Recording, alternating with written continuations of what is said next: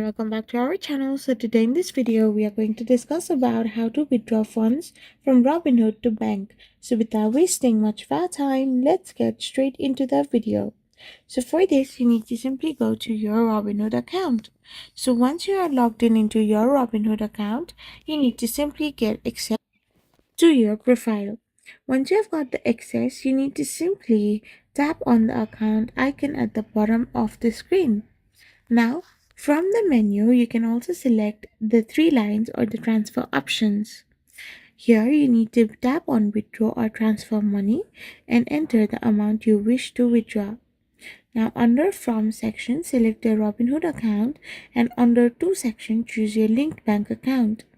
The withdrawal details and confirmation of any applicable fee for instant transfers will be given here, so you can simply review it, and then the transfer to send your money to the bank confirmation is to be given as well.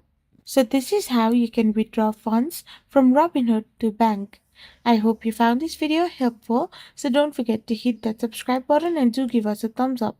We will be back again with more informative videos. Thank you for watching and stay tuned for our next video.